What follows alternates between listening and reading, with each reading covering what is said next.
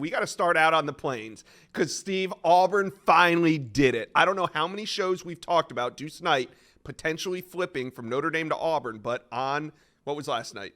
Wednesday night, Deuce Knight made it official. The number 7 ranked quarterback flips his commitment. What does it mean? Well, 2 months ago to the day, I put in my on-3 RPM for Auburn to ultimately flip Deuce Knight from Notre Dame. He was a silent commit to Hugh Freeze in the Tiger staff for so long. You started to wonder if he was actually going to do it. And I think that even internally inside that Auburn building, it was like, you're saying all the right things, but we need the actions to be of that publicly here. Or everybody's been around recruiting. You know, things happen, things are wild. So to get Deuce Knight's commitment publicly, to have him become the face of this class that now ranks number 4 nationally, is massive. And now Auburn doesn't have to worry about keeping in touch with other quarterbacks, going to a plan B or a plan C, because Deuce Knight is 100% locked in with them moving forward, already wearing his recruiting cap. It gives him a potential franchise quarterback with tremendous upside. He has as much arm talent as anyone in the country.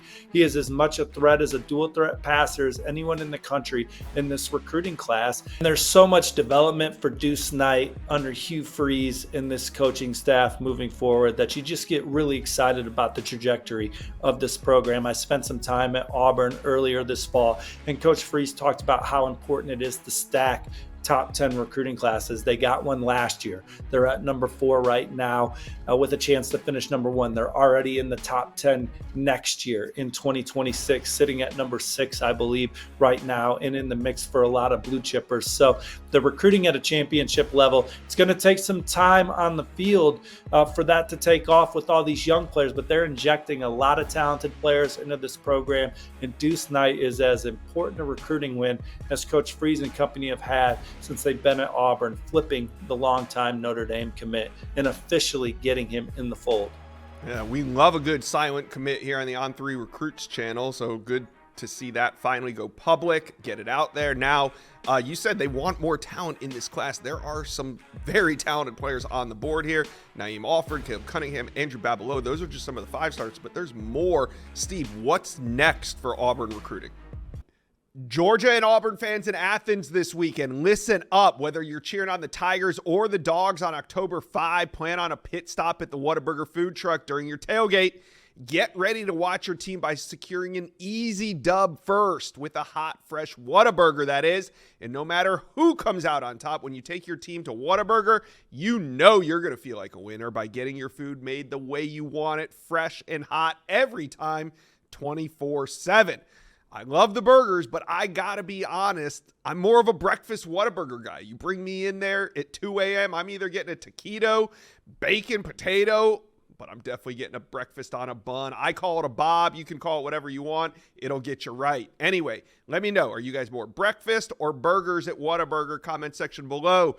I will see you at the game and see you at Whataburger. I think they have 7 top 100 commits right now, Deuce Knight being the latest. And you mentioned some of the names. Naeem Alford has been to 2 Auburn games this fall.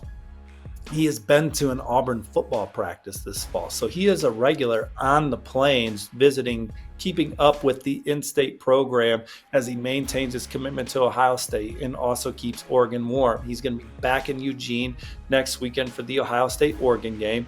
The Buckeyes are trying to get him back for Nebraska and Michigan games later in the fall, but they got their hands full. There's definitely a lot of interest in Auburn right now, but Auburn has to continue to show him how they're developing their players, continue to maintain that relationship, but certainly adding Deuce Knight and continuing to see the direction of the program with the young talents happening with Naeem Alford. You know, Caleb Cunningham wanted to see how Auburn plans to address their quarterback situation moving forward. Getting Deuce Knight is big because now that's a guy that he believes in, similar to Keelan Russell, who's committed to Alabama with him, as a guy that he thinks he could blossom with. I also expect Auburn to go to the transfer portal and get a 1-year guy under center after the season. All things that could be big in helping recruit Caleb Cunningham to the Plains. Then Andrew Babalola, he's just trying to announce a college decision before the end of his senior season. Auburn's one of the front runners. They're battling Michigan. Battling Oklahoma, they're battling Stanford, they're battling Missouri. They'd like to add a couple more receivers if they could. CJ Wiley they're poking around on, Travis Smith. Those might be uphill climbs. Sam Turner committed to Georgia Tech. There's been a ton of interest with Auburn and Sam Turner. They're looking at some defensive linemen like Joseph Mbachu. They've been swinging at defensive back Shamar Arnu. So a lot of potential flip targets for Auburn out there. And then, Josh, you have Usain Kromah, right? Yeah, I was going to ask you about him. Yeah, So, Kromah announced. We're going to talk Georgia here in a second. So give us Usain Kromah from the Auburn perspective after landing Deuce Knight. Well, he's announcing his commitment on Saturday. You talk to people around Georgia, they like the Bulldogs. You talk to people around Auburn, they say don't sleep on us. Tigers are in a good position for Usain Kromah as well.